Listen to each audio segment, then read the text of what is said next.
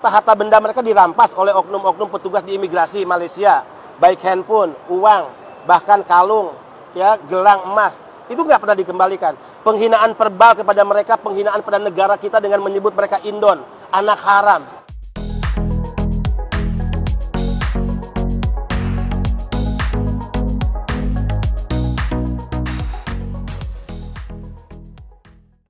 Halo, assalamualaikum. Kembali lagi ya teman-teman, bareng saya di channel Novan YK.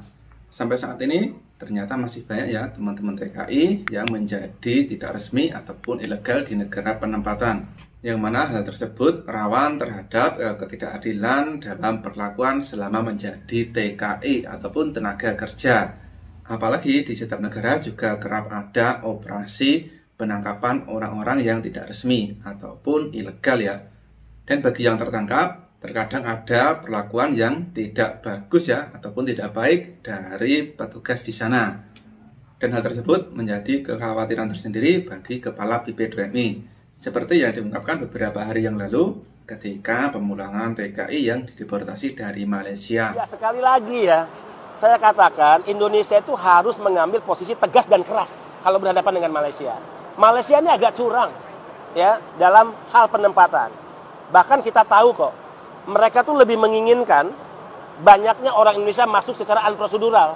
Karena itu modus mereka untuk membayar upah murah kepada para pekerja kita. Jadi kalau banyak penempatan ilegal ke Malaysia, sebetulnya ini diinginkan oleh kedua belah pihak. Diinginkan oleh para sindikat pekerja migran, penempatan ilegal di Indonesia, dan juga diinginkan oleh pihak-pihak di Malaysia.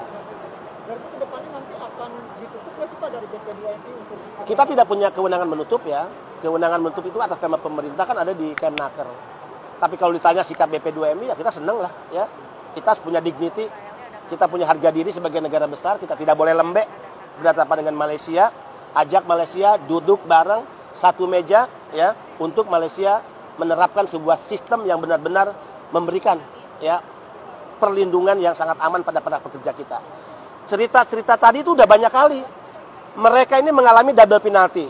Mereka mengalami hukuman, vonis, sudah dilewati, masuk ke detensi imigrasi. Kadangkala tahanannya lebih lama dari vonis hukuman. Ini kan udah nggak benar. Kedua, harta-harta benda mereka dirampas oleh oknum-oknum petugas di imigrasi Malaysia, baik handphone, uang, bahkan kalung, ya, gelang emas. Itu nggak pernah dikembalikan. Penghinaan verbal kepada mereka, penghinaan pada negara kita dengan menyebut mereka Indon, anak haram. Masa kita diam dengan perlakuan seperti ini?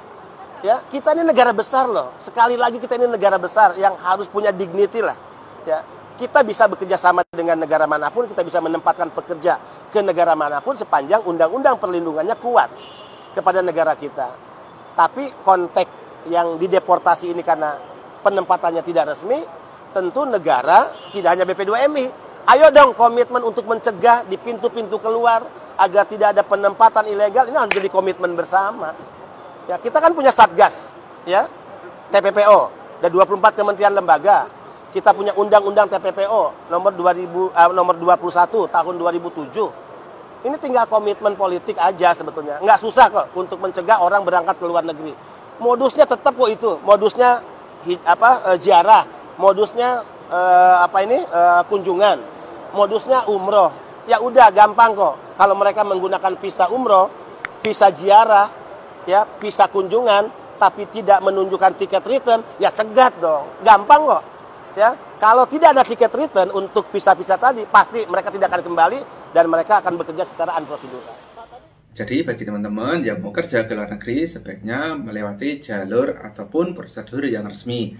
Biar nantinya ketika kerja di sana itu lebih enak dan terjamin.